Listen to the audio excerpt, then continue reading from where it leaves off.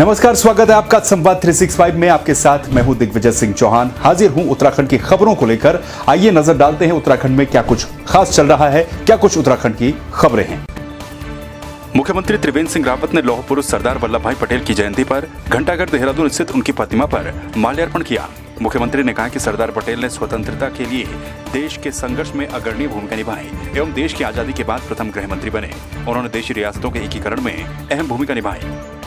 हरिद्वार में कांग्रेस के द्वारा वाल्मीकि जयंती और सरदार पटेल की जयंती मनाई गई। साथ ही कांग्रेस ने इंदिरा गांधी की पुण्यतिथि पर भी उन्हें नमन किया। कांग्रेस नेताओं ने कहा कि इंदिरा गांधी और उनका जुनून यादगार रहा। वो एक ऐसी नेता थी जिनका दृढ़ विश्वास अद्वितीय था। सबसे पहले तो मैं भगवान वाल्मीकि जी को नमस्कार करता हूँ, प्रणाम करता हूँ उनके चरणों में। आज हमारे वाल्मीकि जी का जो है जन्मोत्सव है और उनको प्रणाम है। उनके पदचिह्नों पे चलने की शपथ लेते हैं। साथ ही आज हमारे जो है सरदार वल्लभ भाई पटेल लौह पुरुष, उनका भी जन्म दिवस है। और भारत की प्रधानमंत्री, पूर्व प्रधानमंत्री श्रीमती इंदिरा गांधी जी को भी हम जो है आज के इस दिवस पर नमन करते हैं, प्रणाम करते हैं। सर्वप्रथम मैं दूरदर्शी सोच वाले भगवान महर्षि वाल्मीकि जी के चरणों में नमन करता हूं और उनके प्रकट उत्सव पर पूरे देश को बधाई देता हूं। दूसरे नंबर पर मैं भारत के लौह पुरुष सरदार वल्लभ भाई पटेल, देश के प्रथम उप प्रधानमंत्री तथा भारत पाकिस्तान युद्ध के दौरान गृह मंत्री के रूप में उन्होंने बहुत ही अग्रणी भूमिका निभाई। हमारी कांग्रेस की मजबूत सोच, मजबूत पकड़ रखने वाली और सब पर कांग्रेस को अमिट छाप देने वाली हमारी नेता इंदिरा गांधी जी का शहादत दिवस भी है। उनके चरणों में भी मैं नमन करता हूँ। हरिद्वार में चंडी चौदस के अवसर पर सिद्धपीठ मां चंडी देवी के दर्शनों के लिए मंदिर में श्रद्धालुओं का हुजूम उमड़ पड़ा। इस दौरान श्रद्धालुओं ने पूजा अर्चना कर सुख समृद्धि की कामना की। शनिवार को चंडी चौदस का पर्व श्रद्धापूर्वक मनाया गया। इस दौरान महिलाओं ने घर में तैयार प्रसाद का भोग मां चंडी को लगाया। आज मैं चंडी देवी आई हूँ। मैं हरिद्वार से ही, हरिद्वार की रहने वाली हूँ। ये माता के नवरात्रों में आज माँ की चंडी चौदस का दिन है। ये बहुत ही महत्वपूर्ण है दिन। आज का दिन विशेष है, चंडी चौदस है और मैं भी माँ का आशीर्वाद पाने के लिए आई हूँ। तो मैंने अपने घर के लिए और अपने लिए प्रार्थना की माँ से, और इस कोरोना वायरस से जल्द हमें मुक्ति मिले। चंडी चौदस का बहुत ही पावन दिन है। पौराणिक धार्मिक मान्यताओं के अनुसार जब देवासुर संग्राम हुआ था, उस समय इंद्र आदि देवताओं का सिंहासन जो है चिकचुर, चामुर, चंड, मुंड और शुंभ निशुंभ आदि दैत्यों ने छीन लिया था, जिस पर वो भगवान ब्रह्मा, विष्णु और महेश जी के पास जाकर के उन्होंने प्रार्थना करी। और प्रार्थना करने के पश्चात उन्होंने उनसे कहा कि आप हमारा राज्य हमें वापस लौटवा दीजिए। तो उस ब्रह्मा, विष्णु, महेश जी के द्वारा उनको यह बताया गया कि आप माँ भगवती की शरण में जाओ और उनकी आराधना करो। हरिद्वार में सपा कार्यालय पर आयोजित कार्यक्रम के दौरान दर्जनों युवाओं ने समाजवादी पार्टी की सदस्यता ग्रहण की।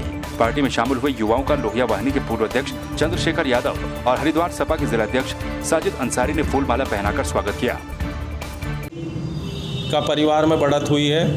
हमारे ग्रामीण क्षेत्र से, लक्सर क्षेत्र से और हमारे हरिद्वार ग्रामीण से, कलियर शरीफ से हमारे समाजवादी पार्टी की नीतियों से प्रभावित होकर माननीय अखिलेश यादव जी के नेतृत्व में आस्था रखते हुए समाजवादी पार्टी, हमारे सैकड़ों दर्जनों साथियों ने आज समाजवादी पार्टी ज्वाइन की है। हम समाजवादी पार्टी में उनका हार्दिक अभिनंदन, स्वागत करते हैं। उत्तराखंड में भी उत्तर प्रदेश की तरह से हम यहाँ समाजवादी पार्टी को मजबूत करें और आगामी पंचायत चुनाव और विधानसभा चुनाव में समाजवादी पार्टी अपना अच्छा प्रदर्शन करे। जिला हरिद्वार के अंदर अभी जिला पंचायत के जो चुनाव होंगे, त्रिस्तरीय पंचायत चुनाव होंगे, इसमें तीसरे विकल्प के रूप में उभर कर सामने आएगी, क्योंकि बीजेपी और कांग्रेस और बसपा तीनों पार्टी जब से उत्तराखंड बना है जनता देखती आ रही है। लेकिन आज अखिलेश यादव जी ने जो 2012 से 17 की सरकार में विकास किया है, उससे प्रभावित होकर लोग समाजवादी पार्टी ज्वाइन कर रहे हैं और पार्टी में आस्था रख रहे हैं। और इस जिला पंचायत चुनाव और विधानसभा चुनाव में पार्टी मजबूत होकर उभरेगी और जनता उसका रिजल्ट देगी। हरिद्वार में पैगंबर हजरत मोहम्मद साहब के जन्मदिवस पर ईद मिलाद उन नबी के अवसर पर मस्जिदों में विशेष नमाज अदा की गई। साथ ही खुदा से अमन चैन की दुआएं भी मांगी गई। हरिद्वार के समाज सेवी नईम कुरैशी ने इस मौके पर अनाथों और विकलांगों की सहायता की। ज्वालापुर के लोगों से हजरत मोहम्मद साहब के रास्ते पर चलने की अपील भी की। इस बार पूरी दुनिया जो कोरोना से पीड़ित चल रही, उसको दृष्टिगत रखते हुए दरगाह कमेटी ने उसको प्रतिवात्मक रूप से रस्म अदा की। और हर साल में यहाँ एक विशाल भंडारे का आयोजन होता था, लेकिन कोरोना के कारण उस भंडारे का आयोजन न करके सिर्फ जो हमारी रस्म अदायगी है, दरगाह पर चादर चढ़ाना, मेहंदी डोरी, और जो यहाँ पर जारीन आते हैं उनकी अपनी मन्नतें होती है, उसको पूरा किया जा रहा है। मोहम्मद साहब के जन्मदिन को मनाने के लिए तो आपकी बार कोरोना के चलते हुए प्रशासन से 2-3 दफ़ा मीटिंग हुई, और मीटिंग में हमने भी ये महसूस करा कि भाई जो है डिस्टेंसिंग का भी पालन रहना चाहिए और भीड़ भी कम रहनी चाहिए और मास्क वगैरह भी लगाना चाहिए। तो हम सब लोगों ने मिलकर जो अंजुमन गुलामान नबी है सोसाइटी, उस सोसाइटी के अंतर्गत उनके जो सदर हैं, सेक्रेटरी हैं और अहदेदारान हैं, हमने बहुत कम लोगों को इकट्ठा करा और रोशन अली बाबा पीर पर हमने जो है फातह दरूद करी।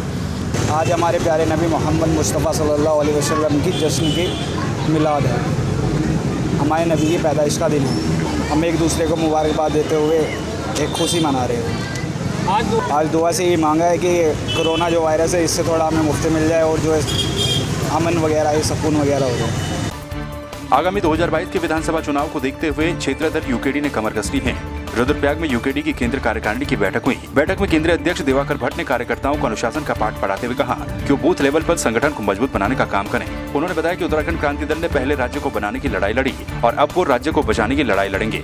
ये बैठक जैसे आप सुन रहे हैं 2022 की तैयारी, और इस समय हमारी पूरी कोशिश होगी कि ये जो राज्य विरोधी ताकत है इनको राज्य से बाहर करें।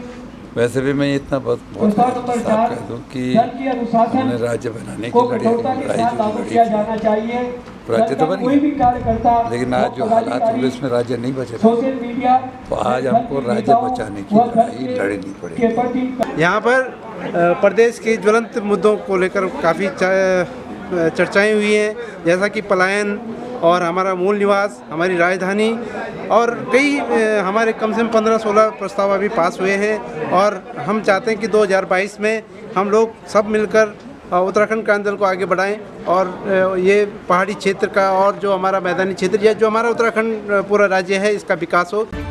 बागेश्वर में NH 121 के निकट एक कार में अचानक से आग लग गई। कार चालक और कार सवार ने बाल-बाल अपनी जान बचाई।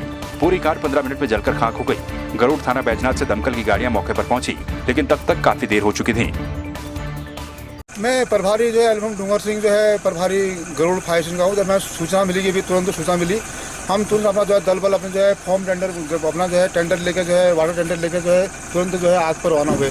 तो आग पर देखा कि जो हमने जो है गाड़ी जो है कौन सी गाड़ी है फिर जो है आग से पूरी जल चुकी थी।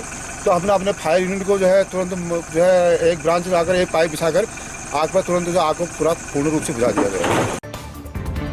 टिहरी के प्रभारी मंत्री धन सिंह रावत ने भाजपा कार्यालय नई टिहरी में कार्यकर्ताओं के साथ बैठक की। साथ ही कार्यकर्ताओं को सरकार के द्वारा चलाई जा रही नई योजनाओं के बारे में भी जानकारी दी। प्रभारी मंत्री ने बताया कि सीएम ने निर्देश दिए हैं कि सभी मंत्री जिन जिलों के प्रभारी हैं वहां जाकर बैठक करें।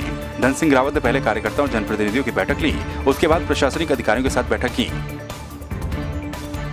सभी प्रभारी मंत्रियों को मुख्यमंत्री जी निर्देश दे रखे हैं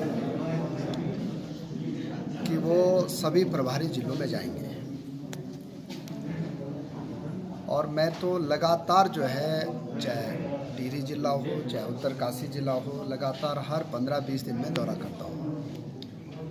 आज पहले कार्यकर्ताओं की बैठक होगी, फिर जनप्रतिनिधियों की बैठक होगी, फिर प्रशासनिक अधिकारियों के साथ बैठक रखी गई है, और प्रदेश भारतीय जनता पार्टी की तरफ से भी प्रदेश अध्यक्ष जी ने हमको सबको मंत्रियों को निर्देश दिए हैं कि वो प्रभारी जिलों में जाके कार्यकर्ताओं की भी बैठक करें, जनप्रतिनिधियों की भी बैठक करें, और फिर उसके बाद जहाँ जहाँ जो दिक्कतें हैं उनको भी सॉर्ट आउट करें। टिहरी के प्रभारी मंत्री धन सिंह रावत ने जिला कार्यालय सभागार में जिला योजना के कार्यों की समीक्षा बैठक ली। बैठक में रावत ने उपस्थित अधिकारियों को निर्देश दिए कि जिला योजना के अंतर्गत संचालित और गतिमान कार्यों को प्राथमिकता के आधार पर वित्तीय वर्ष की समाप्ति तक पूरा कर लिया जाए। प्रभारी मंत्री ने 23 करोड़ की लागत से 70 किलोमीटर लंबे खंसाली कोटी अकोड़ी मूलगढ़ रिंग रोड एवं विधानसभा धनोल्टी के अंतर्गत लोक निर्माण विभाग के मोटर मार्ग की जाँच के निर्देश भी दिए। माननीय मुख्यमंत्री जी के निर्देश पे हम लोग सभी जिलों में जो प्रभारी मंत्री हैं वो अधिकारियों की बैठक कर रहे हैं। जो स्वरोजगार योजनाएं हम धरातल पर कितने उतरी हैं उसकी भी समीक्षा कर रहे हैं। और टिहरी जिले में लगभग अभी तक 2000 लोगों को स्वरोजगार का योजनाओं का लाभ मिल चुका है, चाहे कृषि में हो, चाहे उद्यान में हो, चाहे बकरी पालन में हो, चाहे मत्स्य में हो, चाहे डेयरी सेक्टर में हो। और लगभग 3500 से ज़्यादा किसानों को 0% पे जो ऋण सरकार दे रही है उसका लाभ मिल चुका है। मसूरी से नेलंग भारतीय सीमा तक भारत तिब्बत सहयोग मंच और क्षेत्रीय तिब्बतियन युवा कांग्रेस के संयुक्त तत्वाधान में बाइक रैली मसूरी से रवाना हुई। मसूरी विधायक गणेश जोशी ने बाइक रैली को हरी झंडी दिखाकर रवाना किया। उन्होंने कहा कि ये बाइक रैली भारत और भारतीय सेना के समर्थन में आयोजित की जा रही है, जो दूरस्थ रास्तों से होते हुए भारत चीन सीमा तक जाएगी। ये रैली उत्तराखंड में पहली बार भारत तिब्बत सहयोग मंच और रीजनल तिब्बतन यूथ कांग्रेस के द्वारा मिलकर के इसका आयोजन किया जा रहा है। ये नीलांग हमारी जो सीमा लगती है, भारत तिब्बत सीमा, जो वर्तमान में चाइना के अंडर में है, उस सीमा का दर्शन और राष्ट्रीय एकता दिवस के उपलक्ष्य में ये यात्रा हम निकाल रहे हैं।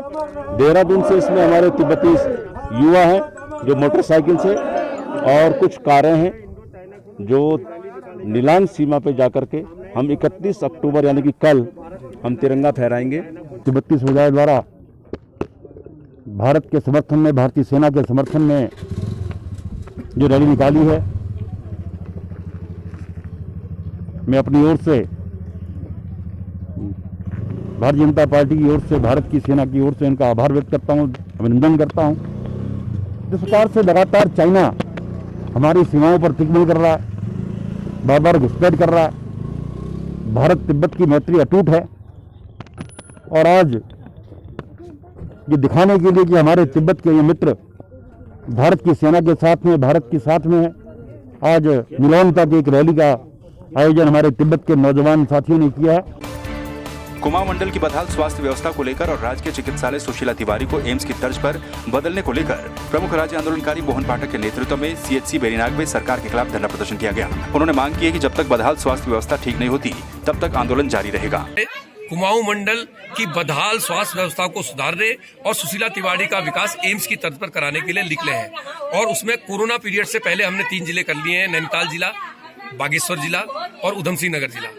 फिर कोरोना पड़ गया और उसके बाद अब दोबारा से आज दूसरे चरण में इस बेरीनाग स्वास्थ्य केंद्र में, सामुदायिक स्वास्थ्य केंद्र से इसका आगाज किया है। और साथ में हमारे यहाँ के बेरीनाग के चेयरमैन हेमपंत जी स्वतः चल रहे हैं, इसकी कमान इन लोगों ने संभाल रखी है। और हमारी मांग है कि कुमाऊं मंडल की स्वास्थ्य व्यवस्था सुधरे। थराली में विद्युत विभाग के कर्मचारियों की लापरवाही ग्वालदम थराली कर्णप्रयाग मोटर मार्ग पर कभी भी किसी बड़ी दुर्घटना को अंजाम दे सकती है। विद्युत विभाग की लापरवाही का आलम यह है कि पिछले 2 महीने से आसपास की आबादी के द्वारा विभाग को जानकारी देने के बावजूद भी खंभों को दुरुस्त नहीं किया गया। सड़क के किनारे लगे बिजली के खंभे गिरने को आमादा हैं और विभाग उन्हें हटाने तक को तैयार नहीं है। विद्युत विभाग के 2 या 3 पोल हैं जो लंबे समय से लटक रहे हैं। पता चला कि किसी गाड़ी से लग गई थी और वो झूल गए थे, तो तब से विद्युत विभाग ने उनको अपनी नहीं किया है और लटके हुए हैं। तो शिकायत आपके द्वारा जब जैसे ही पोल लटके थे, तात्कालिक रूप से स्थानीय लोगों ने फ़ोन पर विद्युत विभाग के उच्च अधिकारियों तक ये बात बता दी थी कि यहाँ पर विद्युत विभाग के पोल जो हैं कि लटक गए हैं। विद्युत विभाग के अधिकारी हैं, उनसे वार्ता हुई थी और क्योंकि उस समय बरसात के कारण, क्योंकि ये एरिया इस तरीके का, ये यहाँ पे दिक्कतें रहती हैं अपने क्षेत्रों में, तो कुछ खंभे लटक गए, कुछ इस तरीके से लाइनें। और विभाग से जब पूछा गया तो उन्होंने कहा हमें लोगों को लाइट देनी है, जिस वजह से ये खंभे उनके द्वारा गाड़ दिए गए। इस पूरे जो एरिया के अंदर में अभी विभाग द्वारा जो है कि जल्द से जल्द, मुझे लगता है कम से कम 1 हफ्ते के अंदर में 125 से लेकर 150 ये विद्युत के जो पोल हैं ये मंगवा दिए गए हैं। तो आपने देखा उत्तराखंड में क्या कुछ खास चल रहा है, क्या कुछ उत्तराखंड की खबरें रही। एक बार फिर से आपके सामने हाजिर होंगे उत्तराखंड की कुछ और खबरों के साथ। तब तक के लिए आप बने रहिए संवाद 365 के साथ। नमस्कार।